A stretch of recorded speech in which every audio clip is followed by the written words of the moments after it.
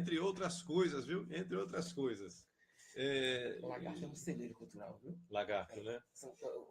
São os 3 únicos sergipanos que puderam sentar na Academia Brasileira de Letras. Pô, impressionante isso. Agora, assim, você percebe que ela tem esse hábito de leitura, como você teve, a cidade como um todo? Isso fomente as pessoas a ler ou não? Lagarto é uma cidade rica, Aham. né? Culturalmente, socialmente. Eu acredito que tem boas escolas, né? Mesmo naquele âmbito de dificuldade, a gente consegue ter escolas, né, que aí, com alguns IDEBs que se sobressaem, Uhum. mas eu acredito que venha muitas vezes de uma questão cultural mesmo, né? De hábito. O brasileiro como um todo lê pouco, não é? Mas aí, talvez por uma questão cultural, de hábito, a gente consegue ter algumas cidades que se destacam mais, né? Lagarto é conhecido como É celeiro cultural, modernas. é. O Silvio Romero, ele não se dava muito bem com o Machado de Assis, foram contemporâneos, brigavam, inclusive, na Vai? Academia Brasileira de Letras. Né? O Machado tinha uns Aham. ataques de epilepsia, que na época não tinha nome, Aham. que causava isso, diziam que era o Silvio Romero. São os bastidores da literatura ali. Legal, interessante. Olha, esse menino sobressaindo aí e mostrando para a gente no próximo bloco, a gente vai dar os destaques para você entender que é possível sim a escola pública ter bons resultados, é possível que nossos alunos tenham interesse em ir para a aula. Bem, aí você começa a dar aula em que ano? 2004, finalzinho de 2004. Início de 2004, eu estou estreando em sala de aula. Eu tinha apenas um mês de licenciatura e foi engraçado, Alexandre, que eu não queria ir mais para o comércio. Busquei no jornal, a história engraçada, busquei no jornal e fui lá e disse uma escola de bairro muito carente, né? E cheguei lá o seguinte, disse a ela, me dá a chance, a chance. Se eu não for bom, você não me paga.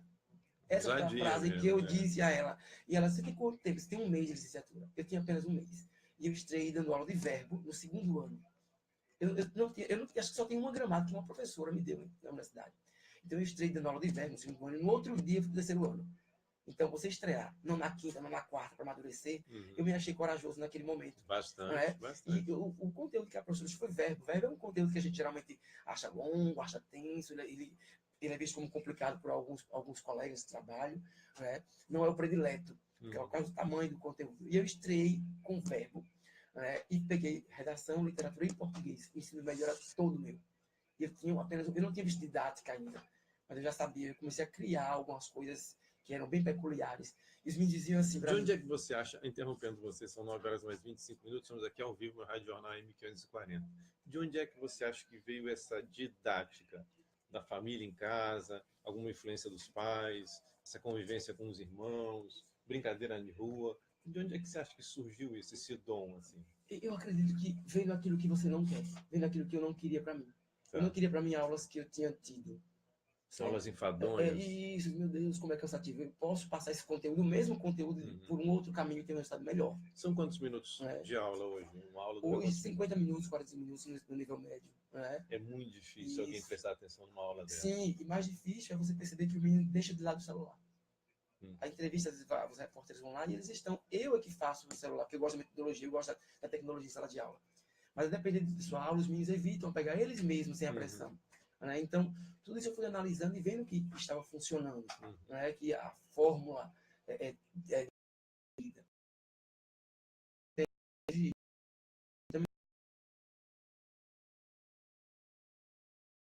trabalho com as novas tecnologias, que é uma outra tendência da modernidade, não tem como você se abster disso. A ideia é, se não pode com ela, una-se a ela, Junte-se a traga ela, para que é o você. jeito. Né? E eu trouxe essa tecnologia para a sala de aula. As minhas aulas são feitas todas praticamente gravadas.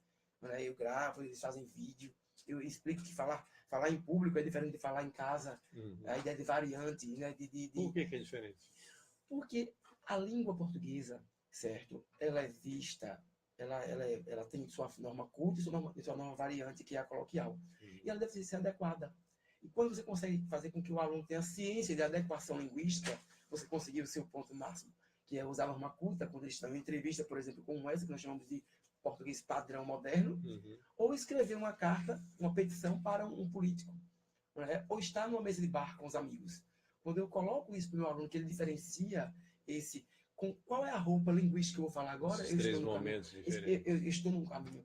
Porque a tendência é qualquer ambiente. Então, quando um menino de 14 anos fala para você assim, não, tio, eu não estou escrevendo errado, a gente escreve assim na internet, estou escrevendo certo. Isso, aí eu já digo a ele o seguinte, olha só, nós temos a internet, ele tem um problema né? Que ela dê uma liberdade linguística, ela dê uma liberdade de você falar e fazer uma verdade, mesmo que ela seja mentira. Então, você pode pagar um preço alto por isso, né? Se você sabe que está conversando com alguém que você pode ter aquela variante, tudo bem. Mas se for um texto para um público maior, se for um texto onde você vai dar uma opinião pública política, então você tem que estar numa adequação. Trocar o S por um Z, eu não estou falando de adequação, já são questões ligadas a desvios. Eu digo isso aí. Mas você utilizar lá o me dê, me entregue, me fale, é uma norma que nós já colocamos como brasileira. Ao invés do dê, me diga, me fale-me. Então, essas coisas, né, elas são, digamos que, deixadas de lado. Mas aí, quando você troca um S por um Z, a depender do seu nível cultural, você é cobrado. Não é? Você é cobrado. Então, eu sempre digo, olha, a internet é um ambiente que você tem uma liberdade, mas deve-se ter um cuidado. Tá? Ele diz, então, muito cuidado com o que você fala, com o que você escreve na internet. Mas quando então, você pode ficar feio na internet. Sim, né? quando ele diz isso para mim, professor, eu quero colocar... eu escrevi, eu vou lá e digo, olha, esse agente é separado. Certo? Porque eu sei que você está... O problema mas quando você une, ele quer você vai ser Polícia Federal. Quando eu explico isso a ele, se cuidar, você pode virar um meme, que é o grande que você não aguentar a pressão. Então, às vezes tem um garotinho bonitinho lá na internet e fala, vou bater um papo com ele aqui. Aí ele escreve tudo errado. Aí a menina bota lá, ih, como ele é feio. E isso, ele passa a ficar feio. Para mim casar com você, ela, comigo não, que eu não caso com índio, ela começa a brincar de alguma forma. Eu sempre digo, você está preparado, né, para algum tipo de brincadeira. Porque você pode virar um meme e você pode não aguentar a pressão. A internet, ela trouxe um grande problema, ela é um bem e um mal. Né? Ela deu voz a quem às vezes faz dessa voz para a maldade. Né? Quantas mentiras não existem na internet que alguém teve voz e colocou lá? É verdade. Então a gente tem um outro lado. Você não pode dizer que a internet era 100% maravilhosa porque ela tem. Quantas pessoas não suicidam porque não aguentaram ver suas fotos na internet? É verdade. Né? Então, agora, é assim, essa educação que a gente acabou... A minha geração não teve internet, chegou no ano 2000 para muita gente, a gente dizia que a criança no ano 2000 nascia com mouse, agora nem com mouse tudo é touch. Tudo né? é touch. Então esses pais não sabem lidar com isso. Então o menino entra lá e fica lá e ele não sabe o que é usar a internet para o bem ou para o mal, mas os pais sabiam, olha, na rua, não ande com não sei quem, não vá em tal lugar. Isso. O pai precisava entender, transformar essa linguagem para esse filho, para a internet, digamos assim. Sim, sim. O pai hoje, nós temos, eu digo isso voltando para a educação. Tá. O pai, ele teve que trabalhar. A mãe ela ficava em casa, 80, então ela tinha o cuidado com o menino. Ela partiu também para o ambiente de trabalho. E aí, muitas vezes, a educação ficou por conta da escola, ficou por conta do professor, certo? E por conta da própria internet, muitas vezes, que ele vai buscar informações que o pai poderia dar para ele. Né? E aí, às vezes, o pai não consegue acompanhar o filho na internet. E você pode notar, eu conheço pessoas que os filhos têm comportamento na internet e os pais desconhecem. E fazem de um...